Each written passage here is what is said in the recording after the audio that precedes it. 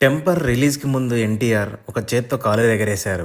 War 2 cinema రిలీజ్కి ముందు ఎన్టీఆర్ 2 చేతులతో కాలర్ ఎగరేయడంతో పాటు హృతిక్ రోషన్ కూడా కాలర్ ఎగరేయడంతో పెద్ద ఎక్స్పెక్టేషన్స్ పెట్టుకుని సినిమాకి వెళ్ళా.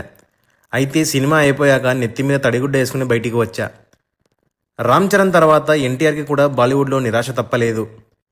సినిమా ఎప్పుడెప్పుడు అయిపోతుందా అని చెప్పి అనుకున్నా. అంటే అర్థం చేసుకోండి సినిమా ఏ విధంగా ఉందో. Hi hello welcome to Mixed Talks. Hrithik Roshan, NTR, Kiara Advani act చేసిన వార్ 2 సినిమా చూసిన తర్వాత సుత్తి లేకుండా సూటిగా ఒక్క మాటలో చెప్పాలంటే సినిమా నాకు నచ్చలేదు. బొమ్మ అడ్డం పడింది. టెంపర్ తర్వాత ఎన్టీఆర్కు ఈ సినిమా దెబ్బ పడింది. ఎన్టీఆర్ ఈ సినిమాను సెలెక్ట్ చేసుకోవడం మిస్టేకే.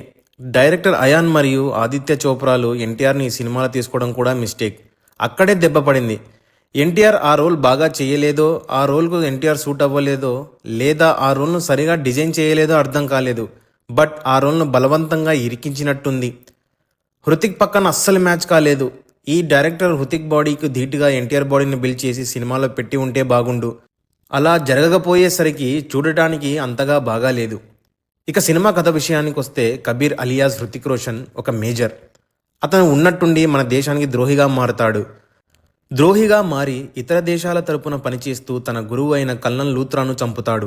దీనితో కబీర్ని పట్టుకోవడానికి విక్రమ్ అలియాస్ ఎన్టీఆర్ మరియు లూత్రా కుమార్తె కియారా అద్వానీలు పట్టుకోవడానికి ప్రయత్నించడం జరుగుతుంది. అసలు కబీర్ ఎందుకు దేశద్రోహిగా మారాడు? కబీర్ని పట్టుకోవడానికి బయలుదేరిన విక్రమ్ అలియాస్ ఎన్టీఆర్కు కబీర్కు ఏ సంబంధం ఉంది? వారిద్దరిలో ఎవరు దేశద్రోహి? వేరే దేశాలు మన దేశంపై చేపట్టిన ఆపరేషన్ ఏంటి అనేదే ఈ సినిమా కథ అవసరం లేదు. కేవలం 4 హై రేంజ్ యాక్షన్ ఫైట్లు, 2 సాంగులు, మంచి లొకేషన్లో సినిమా తీస్తే సరిపోతుందని డైరెక్టర్ అనుకున్నాడు. వార్ సినిమాతో పోల్చుకుంటే ఈ సినిమాలో కథ బాగాలేదు. స్క్రీన్ ప్లే కూడా వరస్ట్గా ఉంది. ముందు సినిమా ప్లస్ పాయింట్ గురించి చెప్పాలంటే ఎన్టీఆర్ ఇంట్రడక్షన్ సీన్ జస్ట్ పర్లేదు. హృతిక్ మరియు ఎన్టీఆర్లు కలిసి చేసిన సాంగ్ బాగుంది. స్టెప్స్ కూడా బాగానే ఉన్నాయి. క్లైమాక్స్లో వారిద్దరూ ఒకరితో ఒకరు చేసిన ఫైట్ జస్ట్ యావరేజ్ అనిపించింది. ఇక అంతే. సినిమాలో అది బాగుంది ఇది బాగుంది అని చెప్పుకోవడానికి ఏదీ లేదు. స్పై యూనివర్స్ అన్నప్పుడు దానికి సంబంధించిన సస్పెన్స్లు, ట్విస్ట్లు బాగా పెట్టాలి. కానీ ఈ సినిమాలో అవి లేవు. ఈ సినిమాలో ట్విస్ట్లు బయట పెట్టొద్దని ఎన్టీఆర్ చెప్పారు. కానీ చెప్పుకోదగ్గ ట్విస్ట్లు ఏమీ లేవు. డైరెక్టర్లు ఫైట్లు పెట్టినారు కానీ ఆ ఫైట్లు సరిగా డిజైన్ చేయలేకపోయినాడు. కొన్ని సైన్స్ రూల్స్ అట్లీస్ట్ పాటించాలి కదా. ట్రైన్ పైన ఉన్నప్పుడు, ఫ్లైట్ పైన ఉన్నప్పుడు బాడీ లాంగ్వేజ్ ఎలా ఉంటుందనే చిన్న పాయింట్స్ను కూడా పట్టించుకోకుండా ఫైట్స్ ఉన్నాయి. గన్స్ ఉంటాయి కానీ గన్స్తో కాల్చరు. కత్తులతో ఫైట్ చేస్తారు. అవతలి వాళ్ళు గన్తో ఎన్నిసార్లు కాల్చినా హీరోలకి ఒక దెబ్బ కూడా తగలదు. అదేం లాజిక్కో. ఒక సీన్లో ఎన్టీఆర్ డైరెక్ట్ ఫ్లైట్లోకి వితౌట్ ప్రొటెక్షన్ దిగుతాడు. ఆ ఫ్లైట్లో అందరి దగ్గర వెపన్స్, గ్రెనేడ్స్ ఉంటాయి. కానీ వాళ్ళందరినీ హీరో చంపి బయటపడతాడు. చూడ్డానికి ఆ సీక్వెన్స్ ఎంత ఎబ్బెట్టుగా ఉంటుందో అర్థం చేసుకోండి. ఎందుకు మరి ఈ సినిమాలో ఎన్టీఆర్ యాక్టింగ్ చాలా చోట్ల వర్కౌట్ అవ్వలేదనిపించింది. ఎన్టీఆర్ హృతిక్ల మధ్య ఎమోషన్ బాండింగ్ సరిగా చూపించలేదు. హృతిక్ రోషన్కు కియారా అద్వానీకి మధ్యన గల లవ్ ట్రాక్ బేకార్.